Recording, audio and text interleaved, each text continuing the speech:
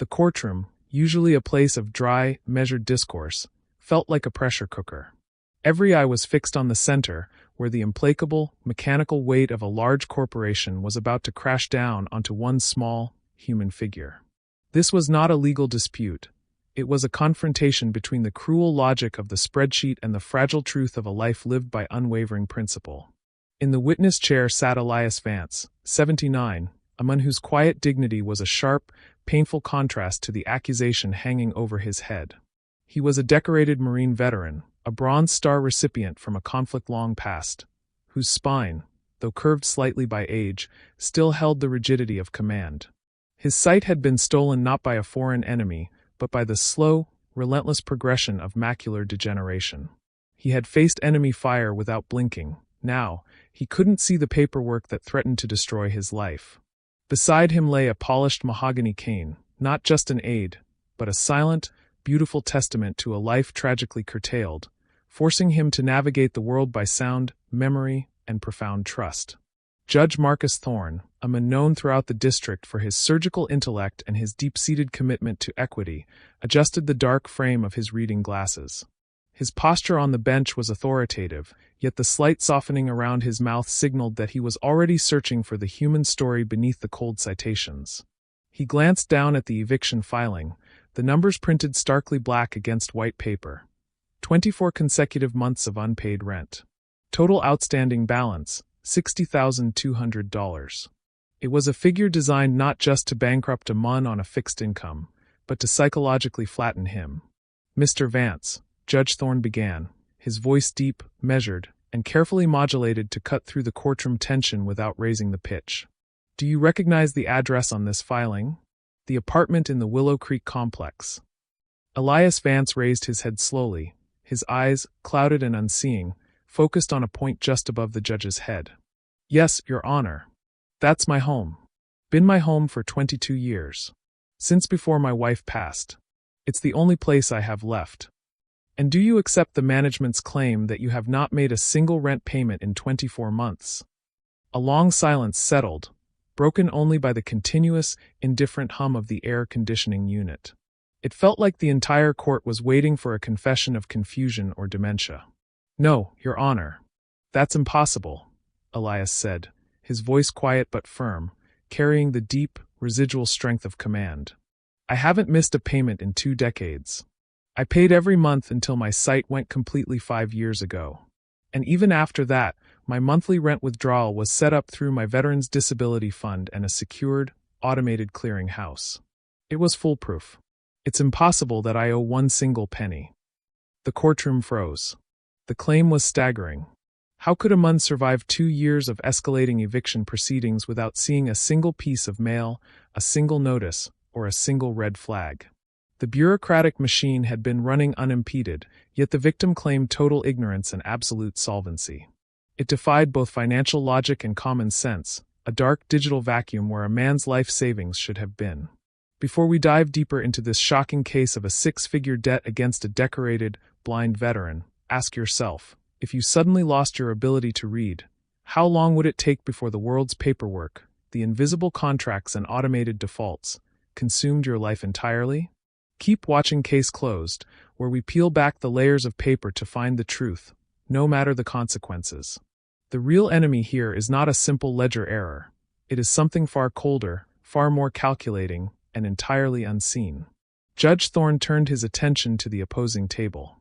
Mr. Curtis Hale, the property manager, mid-30s, perfectly coiffed, and wearing a suit that was too expensive for the local court, stood up, the very image of corporate precision. He carried a sleek tablet computer and a stack of meticulously organized documents, treating the hearing like a minor inconvenience. He made a point of not looking at Elias Vance. His focus was entirely on the data. Mr. Hale, help this court understand, Judge Thorne requested, leaning forward, the heavy wood of the bench creaking faintly under his weight. Mr. Vance is claiming continuous payment via an automated system, a direct deduction from his government-mandated disability fund. Your filing shows 24 continuous months of non-payment. Where, precisely, is the disconnect? Curtis Hale met the judge's gaze, his confidence rooted entirely in the glowing screen in his hand. He spoke with the irritating cadence of someone who views data as the only authority. Your Honor, our system of record, the Willow Creek Management Ledger, is infallible. The Automated Clearing House, ACH, shows that the payments did stop 24 months ago, on the 1st of July, 2 years prior. Every required legal notice, every warning, and finally, the official eviction notice, was generated and sent to his registered address via certified mail. Hale tapped his screen with an air of absolute finality. The data is clean, Your Honor. The payments stopped. The debt escalated according to the terms of the lease.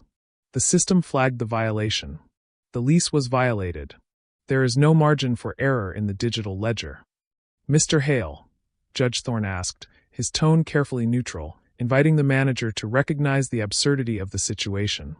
Are you telling me your system, an algorithm designed to track financial transactions, is inherently more trustworthy than the sworn testimony of a 79-year-old decorated Marine veteran who happens to be blind? Hale shifted his weight, his crisp suit rustling slightly. He found the human element inconvenient. Your Honor, I have no personal animus toward Mr. Vance. But I am bound by fiduciary duty to the property owners. I can only speak to the digital ledger. The system shows the debt. The system authorized the eviction process. The computer records do not lie. If he claims he paid, he must present a receipt. The system presents a zero balance. The judge paused, picking up the stack of past due notices.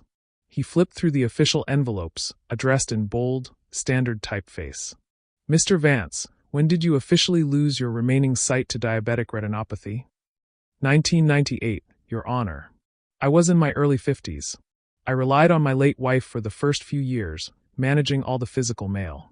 After she passed 5 years ago, I converted all my necessary payments, utilities, insurance, rent, to automated systems and relied solely on audio prompts and large print utilities. I specifically asked the management office to communicate through my niece, who handles my official tax and legal documents. The office confirmed this arrangement 5 years ago. Judge Thorne's eyes narrowed as he addressed Hale. Mr. Hale, do you have any record of communicating these increasingly urgent, 24 late notices, warnings of a $60,000 impending debt, to Mr. Vance's designated emergency contact, his niece? Hale stiffened, clutching his tablet like a shield. Our protocol requires us to send official correspondence to the physical address on file, Your Honor. We cannot guarantee delivery or compliance from a third party.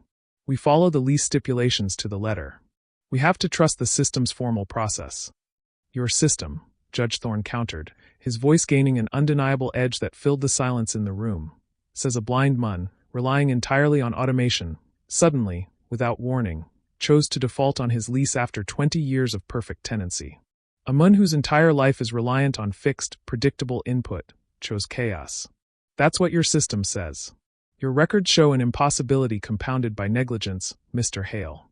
That's what they show. Hale's jaw tightened, his posture remaining rigid. Your Honor, I trust the data. If there is fraud, it is financial fraud that we are also victims of. But it doesn't absolve the debt.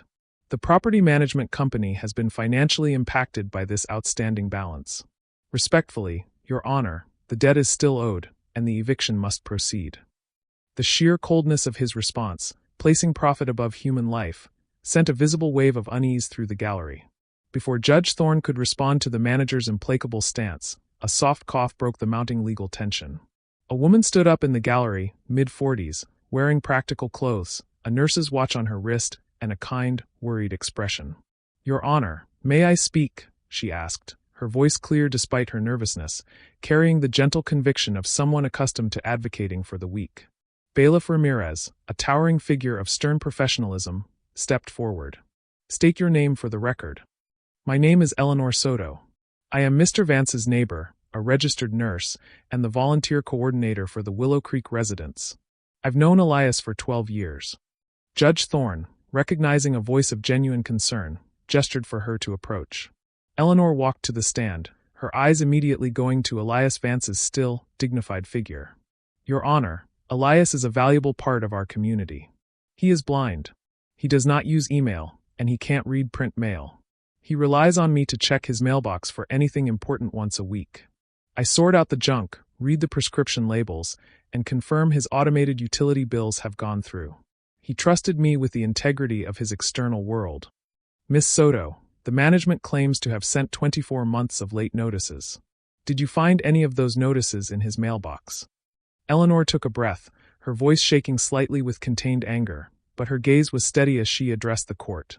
I found a stack of unopened junk mail, Your Honor, and 23 identical envelopes from the management company, official envelopes marked past due, all addressed to Elias Vance, all in standard, small typeface, mixed in with credit card offers and pizza flyers. They had been sitting there for months, some of them still sealed shut. He can't read them. They sent critical financial warnings in a format they knew he couldn't access, and they did it 23 times.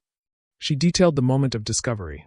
3 days ago, the final, official eviction notice was taped to his door in giant, block letters, a public shaming. A different neighbor, a young man who cuts his lawn, saw it and panicked, bringing it to me. I had to read the 6-figure amount to Elias. It hit him like a physical blow. That's when we came here. Judge Thorne's face hardened further. He addressed Bailiff Ramirez. Pull the entire Willow Creek resident file for Elias Vance. Cross-reference his current resident status with his official disability records, his VA liaison contact, and his past payment history. I want that information on the bench right now. Ramirez nodded, the urgency in the judge's command unmistakable, and swiftly left the courtroom. Judge Thorne turned back to Mr. Hale, his voice now quiet, almost dangerously so, forcing the entire room to strain to hear the indictment. Mr. Hale, your records show non-payment. State records confirm this man is legally blind, a decorated veteran, and has a registered VA liaison. Your process involves sending critical eviction warnings in envelopes he cannot read to a man who relies on external help to process his mail. And you never once followed up with a phone call to his designated niece? A certified letter requiring a signature? An email to his VA liaison? Hale was clearly rattled, stammering over his meticulously prepared defenses. Your Honor, we adhere to the standard mailing protocol required by the lease. We are not responsible for the tenant's ability to read the mail or for checking state disability records. That level of cross-referencing, checking for blind status, veteran status, and external contacts for every past due tenant, is beyond our operational scope. We process, we don't investigate. Beyond your operational scope, or beyond your willingness to apply common human decency and a basic fraud prevention inquiry. Judge Thorne paused, letting the indictment sink in. Your system requires no oversight, no human intervention, and no common sense check. It simply issues a 24-month debt notice against a blind veteran and proceeds straight to the street? That is your sworn testimony. Hale, defeated by the weight of his own policy, finally conceded, his voice tight with discomfort. I trust the data, Your Honor. The payment stopped. The debt is valid. If there is a fraud, it is financial fraud against the management company, but it does not absolve the debt. Bailiff Ramirez returned, handing a thick file to Judge Thorne. The judge opened it and studied the documents, VA disbursement records, disability filings, and state aid certifications. He put the documents down and looked at Elias Vance, a shadow of doubt momentarily crossing his face. Mr. Vance, this record confirms you have a non-driver ID, you have been legally blind since 1998, and your disability status is clearly flagged in multiple state databases. All of that supports your claim. But I have another document here, he said, holding up a printout with a technical-looking header. He looked up at Hale. Mr. Hale, your system shows the payments stopped 2 years ago. Was this a technical failure, or was the withdrawal authorization actively revoked? Hale, seizing the moment to regain his footing, straightened up with smug certainty. The payments did not fail due to a technical error, Your Honor. The ACH authorization was actively canceled by the account holder 2 years ago, specifically at 11:34 p.m. on June 30th. We have the digital signature, the precise timestamp, and the IP address. The payment simply stopped. This wasn't passive failure. This was an active, documented choice. The courtroom stirred. If Elias canceled the payment himself, the case was over, and the shame would fall entirely on the veteran. The judge's expression was grave. Mr. Vance, Judge Thorne asked, his voice now tinged with heavy disbelief, echoing the shock in the courtroom. Your disability fund automatically deposits your monthly payments. Did you, 2 years ago, personally contact your bank or the management office to stop the automated rent withdrawal? Did you ever use a computer or a phone at 11:34 p.m. on June 30th to access your payment portal? Elias Vance's head snapped up. The motion was small, but the shock was palpable, a profound confusion mixed with sudden, raw terror. Your Honor, I have not used a computer for anything other than basic, voice-activated weather reports and audiobooks in over 5 years. I certainly have not signed a digital form or contacted the bank to stop payment. I rely on that automation for my very survival. Why would I stop paying the rent on the only home I have, the only stable point in my life? I would never willingly jeopardize my home, not for 1 month, let alone 24. A chill ran through the gallery. Hale stood his ground, pointing at the data on his tablet. Your Honor, the cancellation was logged from an IP address associated with Mr. Vance's property and signed with his verified account credentials. The system shows he did it. The cancellation was logged from an IP address associated with his property. Judge Thorne repeated, slowly, the name hanging in the air. But the man in his property is blind and reliant on voice software. He can confirm his presence at home that evening, but not the action. Who, exactly, signed that document? Did your digital signature verification system account for the user being sightless? Hale opened his mouth to reply, then closed it. The digital signature was just a click box. The system assumed the user was sighted and competent. Judge Thorne pressed the point, shifting the focus entirely to the mechanics of the digital cancellation. Mr. Hale, did your system capture any secondary biometric data? Voice identification? Fingerprint scan? Or just an IP address and a click that says I agree? Just the digital signature and IP, Your Honor. That is standard practice for ACH authorization revocation. So, all it would take is for someone with physical access to his home, a maintenance worker, a cleaning service, a neighbor he trusted, to sit down at his device, input his saved login, which is often written down or easily guessed by those close to the elderly, and click cancel. Is that correct? Hale's face was now a tight mask of professional discomfort. Theoretically, yes, Your Honor. But that is speculation and fraud that is completely external to the Willow Creek management ledger. He was desperately trying to re-establish the firewall of plausible deniability, insisting that the problem was the victim's lack of security, not the management's culpability. But the judge had moved past negligence and was staring directly into the abyss of betrayal. The courtroom door opened with a decisive click, cutting off Hale's sputtering defense. A woman in a dark, serious blazer strode in, holding a slim, government-issue file. She approached the bench with the quiet authority of someone who deals in facts that are far colder than any fiction. Your Honor, I am Special Agent Anya Sharma, financial crimes investigator with the State Treasury and a former forensic auditor. I was alerted to this case an hour ago by the Veterans Affairs liaison, who flagged the size and duration of the alleged debt. We've been tracking an irregularity across this county for the past 3 months. Judge Thorne, recognizing the seriousness of her demeanor, immediately gestured her toward the witness stand. Agent Sharma, you're here because this is clearly not an isolated case, is it? This pattern of automated payments suddenly stopping on vulnerable accounts. No, Your Honor.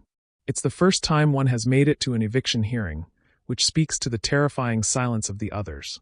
3 months ago, we started tracking a surge of irregularities in automated billing tied to vulnerable residents, elderly, visually impaired, or cognitively disabled. The pattern was always the same. Automated payments were secretly canceled, and the victims were then allowed to accrue massive, life-ruining debt. The perpetrators were exploiting the system's reliance on digital signatures and the victim's inability to read physical mail. The room went absolutely silent. Elias Vance gasped, reaching blindly for Eleanor's hand, finally understanding that his terror was shared by others. How many cases have you identified so far, Agent Sharma? Judge Thorne's voice was barely a whisper, yet it held the concentrated weight of mountains. We have identified 81 total victims across 5 different residential complexes managed by 3 large holding companies. Many of them are veterans, many are blind or mobility impaired, and many are widows residing in government-subsidized or managed housing. The number landed like a tactical strike against the corporate precision of Mr. Hale's defense. And the mechanism? How did the automated payments stop if the victims never accessed the cancellation portal? Agent Sharma opened her file, laying out technical charts on the court monitor. They were canceled remotely, using login credentials that were supposed to be secured.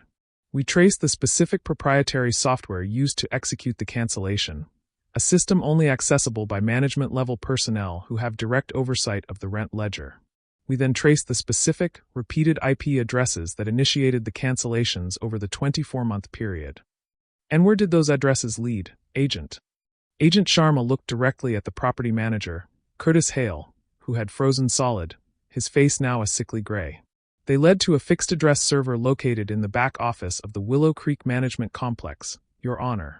And the login credentials used to access the centralized ACH system and cancel the payments belonged to Mr. Curtis Hale, the property manager sitting at that table. Hale collapsed further into his seat, his sleek tablet sliding from his numb fingers and hitting the polished floor with a dull clatter. The digital ledger he trusted so deeply, the cold data he worshipped, had betrayed him entirely. The cancellations were entered into the system by the Mun sitting right there, Agent Sharma confirmed, pointing an accusing finger at Hale. He used his supervisory access to deliberately cancel the automated payments of the most vulnerable tenants, the ones he knew couldn't read the late notices or fight back. He allowed the debt to escalate. This was not negligence, Your Honor. This was a calculated harvest. And the motive, Agent Sharma? Judge Thorne demanded, his shock quickly giving way to cold, pure judicial fury. He was colluding with a secondary, higher-end property developer. They would pay Hale a substantial, untraceable kickback for every unit he cleared of its long-term, fixed-income tenants, allowing the developer to quickly renovate the unit, bypass tenant protection laws, and charge triple the market rate. The debt was manufactured, Your Honor. It was a weapon used against the blind and the elderly to generate quick, illegal revenue. He exploited the integrity of the automated system and the vulnerability of the human. Judge Thorne's knuckles whitened on the edge of the bench. The scale of the betrayal, 81 lives targeted for displacement and financial ruin, was suffocating. He looked from the thoroughly shattered Mr. Hale to the still, dignified Elias Vance, who was quietly weeping, not from sorrow, but from the relief of vindication. Mr. Hale. Judge Thorne's voice was low, cutting through the sudden wave of murmurs in the courtroom. You used your access to steal the one thing this man could rely on, automation. You turned paper into a weapon against the blind. And you trusted that your system, which you yourself corrupted, would never be questioned. Agent Sharma continued, her voice heavy with the gravity of the systemic violation. We've identified over $1.2 million in manufactured debt across the 81 victims. The kickbacks received by Mr. Hale totaled over $400,000 in a hidden offshore account. Some victims, due to the debt, had their Social Security payments diverted or their credit completely destroyed by collections agencies. This was a calculated act of elder fraud and financial terrorism. Judge Thorne closed his eyes for a long moment, breathing slowly, processing the numbers and the human cost. When he opened them, his gaze was sharp and absolutely unforgiving. I've heard enough. All claims against Mr. Elias Vance are dismissed immediately and permanently. The entirety of the fraudulent $60,200 debt is voided. The gavel fell with a decisive finality that echoed throughout the chamber. Agent Sharma, your office will ensure that all 81 identified victims have their credit standing fully restored, and that they receive full financial compensation from the corporate entities responsible for allowing this access. Mr. Hale will remain in custody, effective immediately. The charges will include felony fraud, conspiracy, and elder financial abuse.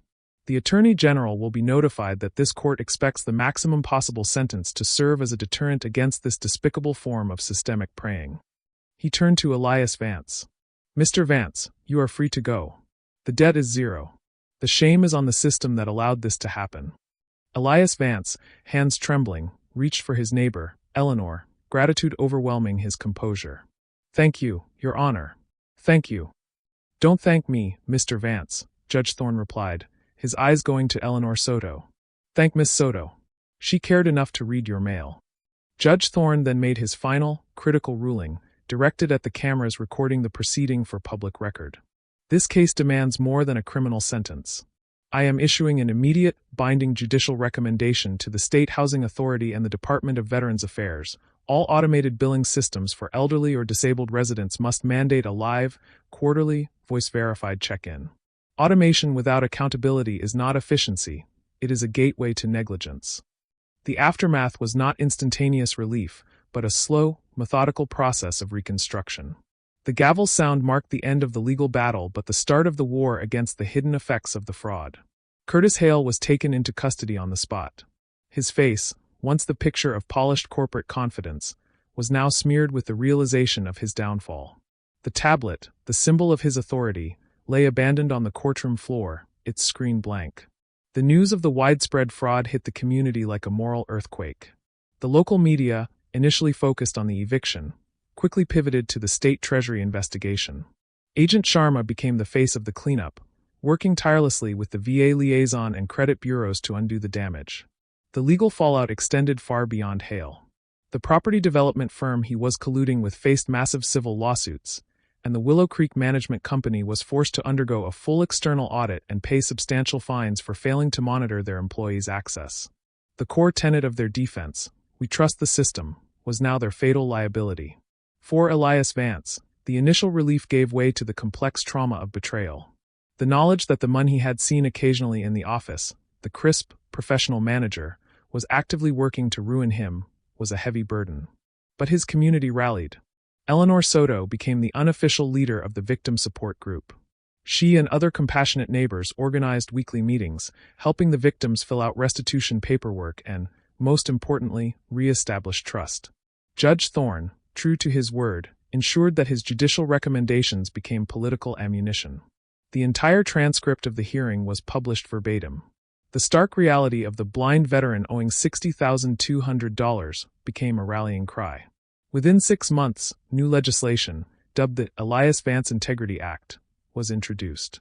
It required mandatory cross-referencing of ACH withdrawal logs with state disability and veteran status databases for any debt escalation. The most impactful change, however, was the requirement for a mandatory human trust audit, a quarterly phone or live video confirmation for all vulnerable tenants before any automated payment authorization could be revoked. The system was now forced to see the people it served. 4 years later, Elias Vance still lives in the Willow Creek complex. The emotional scars remain, but the stability is unshakable. He is no longer defined by his vulnerability but by his resilience. Eleanor Soto still checks his mail, but now she opens every envelope, reading every line aloud. Not because he is helpless, not because she has to, but because finally, someone sees the years he worked, the life he built, and the truth behind the paperwork that tried to bury him. The quiet act of reading a neighbor's mail became the single, most powerful act of civil courage that saved a community from a hidden enemy. Judge Marcus Thorne kept the official eviction notice from the case, the one taped to a blind man's door, framed in his chambers. The placard beneath it reads, "Ask the question." It serves as a permanent, silent reminder that the job of a judge is not to process data, but to interrogate its humanity.